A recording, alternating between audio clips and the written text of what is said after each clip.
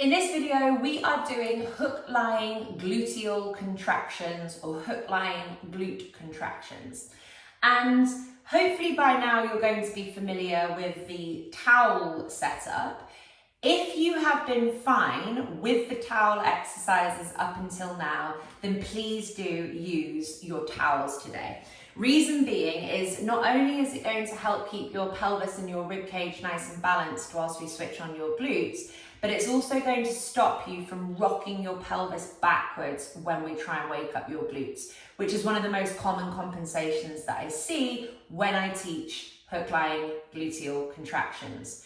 If the towels have proved problematic for you in some way, if they just feel wrong, firstly, try and make the towels a bit thinner. So it might be that you're trying to roll your towels up into sausagey things that are too wide, and it may be that if you kind of half roll the towel and have the rest rolled out like a red carpet, that it feels fine. But also you can absolutely do this without towels, that's fine, but maybe experiment with having a cushion or two underneath your head perhaps, and really you're going to have to tune into, am I rolling my pelvis backwards? That will make a bit more sense when we get going. The towels are going to make it easier for you to not cheat, but therefore it's going to make the exercise harder to do because you're not cheating.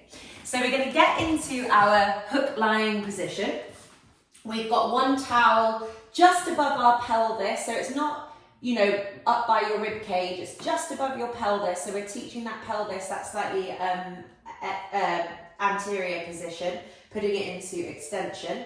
And then the other towel goes underneath the neck. The palms are facing upwards like so. Really make sure in this exercise especially, but probably for most of the hook-lying exercises, that your feet aren't too far away from your body. So the further away from your body your feet are, the more likely you are to be arching really aggressively in your rib cage and mid to lower back, and the more likely you are to therefore create lower back, mid-back tension. Having the feet close to your body just means that you can relax your sort of torso area a little bit more, and it just enables us to switch on the muscles around the hips that we want to. So the exercise that we're doing today is simply squeezing, holding and releasing our butt muscles, so our glutes. So you're literally using your brain to switch on your glutes, these guys here. And you will know if you're doing it properly because you'll literally feel your glutes like tensing and releasing underneath your hands. So as I put my hands here, I'm squeezing, I'm holding, I'm releasing. I'm squeezing, I'm holding, I'm releasing. I can feel how these guys are reacting and responding, and I can feel how my hamstrings are also getting involved a little bit too, because they are connected. They are part of the hip extension chain that we're sort of waking up as we do this. Now, what I mean about the pelvic tilt thing is that many people have been incorrectly conditioned through other exercise classes and stuff to only be able to switch on their glutes when they rock their pelvis backwards posteriorly at the same time. So you might notice that as soon as I ask you to switch on your glutes, what you're trying to do is shove your lower back kind of backwards down into the floor and tuck your pelvis under. So it's almost, I'll just move the towel out the way for a second. When I say squeeze your glutes, you might be doing this and sort of rolling that pelvis under, lifting the tailbone up off the floor, squeezing your abdominals a little bit and really flattening your lower back. So you're trying to create a posterior pelvic tilt in order to engage your glutes. So that's why the towel is so useful, because it's going to make it hopefully more obvious to you as to whether or not you're trying to do that. So your pelvis rolls forward slightly anteriorly, it's following the direction of the towel, the belly stays relaxed, your pelvis stays still. So as I squeeze my glutes here, my pelvis doesn't rock backwards, my belly isn't tensing up, there's no movement through this kind of section here of my body. The only thing that's going on is I'm tensing those muscles around my bottom and my hamstrings. So we are not rocking the pelvis backwards posteriorly here. The pelvis stays still and it's slightly anterior as we switch on our glutes. And the reason that that's so important is the way that humans are designed is that we want to have our pelvis in extension when we're standing up. So one of the things that enables us to stand on two legs and be human is the fact that we have this pelvis that rolls forwards and a slight arch in our lower back. And our glutes have to be able to switch on to kind of hold us there. If you can only switch on your glutes by tucking your pelvis at the same time, then you're training a really damaging movement pattern. So by doing that, you're actually just training something that's going to make it more difficult for you to kind of stand up straight and functionally. And we're going to try and change that with this exercise. So the pelvis stays still and rolls forwards. We are squeezing, holding, and releasing the glutes, and that's the only thing that's happening. You might notice that you're squeezing your hands or holding your breath or trying to roll your pelvis backwards and forwards, and we don't want that. You also might notice that when I say squeeze your glutes, that you're actually just squeezing your abdominals. That's kind of compensation number 2. I've already said number 1, squeezing the abdominals. Your abdominals are not your glutes. But if your glutes become weak, you will try and use your abdominals. So we're trying to switch this bit of you off and switch this bit of you on.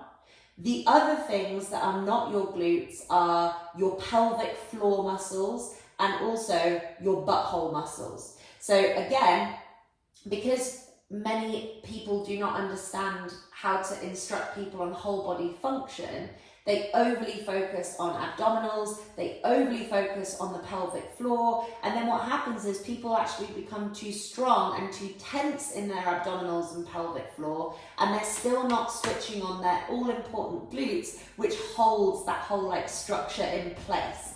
So it's not your pelvic floor, it's not your deep butthole muscles, and it's not your abdominals that are gripping here, it's these guys. And you will know if you are switching them on because you will feel the muscles move underneath your hands. If you're not feeling anything, you're probably not working them. So they're probably still not switching on. And that can be really frustrating. Like, this is one of the exercises that people find the most frustrating when I teach it. So you've just got to be patient with yourself. We're going to be doing so many other exercises throughout this challenge, which is going to teach your glutes how to wake up. They might not be able to do this in this exercise for a while, but just have faith. Something will get them switching on at some point, and this will get easier. The harder you try here, the more likely you are to compensate. So if you're just forcing, you're more likely to hold your breath or rock your pelvis backwards or squeeze your abdominals or squeeze your pelvic floor. So give it a go. Don't beat yourself up if it doesn't happen. Something else will work for you, but this can be an exercise that really highlights to people how little function they have in their glutes. We're going to spend 3 minutes here. Off we go. So toes, ankles, knees and hips are in alignment. My feet aren't too far away from my bottom. The pelvis is slightly rolling forwards because of the towel. The pelvis is still. My abdominals are relaxed throughout. My rib cage is not flaring up too high. My hands are relaxed, my arms are relaxed, my shoulders are relaxed, my neck is relaxed, my breathing is relaxed. I'm squeezing, holding and releasing my glutes. Squeezing, holding and releasing. Hopefully you'll be able to see in the video that my glutes and my hamstrings are kind of popping up and down. That is a nice sign that I'm working them. My pelvis isn't moving forwards and backwards. Keeping the towels there is just helping for that not happening, but it's also making sure that my pelvis stays aligned.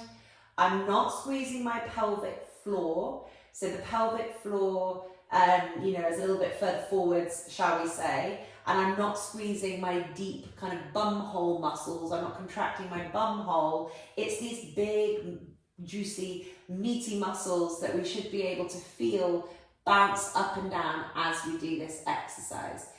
Give them a little bit of a tap. So if they're not waking up, one of the most helpful things that you can do is just pat that area of your body, because it just helps build that proprioception between the brain and between that part of you. But don't try harder. You trying to squeeze harder is going to make it more likely that you compensate, you cheat. So just stay here and just give them a little bit of a tap with the hands, Close your eyes and just like teach your brain what that part of your body kind of feels like. That will be way more helpful than you forcing something and rocking the pelvis backwards or forwards or squeezing your abdominals to pull that lower back down to the floor. Make sure that the knees also stay in alignment with the hips. Sorry, I have such an itchy nose today. Make sure that your knees stay in alignment with your hips. So as you do this glute squeeze, you're not allowing the knees to kind of fall out to the side or fall in. The kneecaps, the femurs and the hips are tracking nice and sort of parallel with one another. We're squeezing the glutes, we're not rotating the hip at the same time. So your glutes are hip rotators, but we're not asking your hip to rotate right now. So we want your hips to stay kind of straight and neutral. We're just building that connection between the brain and between the glutes. Very important. May be very frustrating for you for a while, but like I said, don't force it if it doesn't want to work, as you'll be more likely to compensate. 3, 2, 1, relax off there. That was 3 minutes in hook-lying gluteal contractions.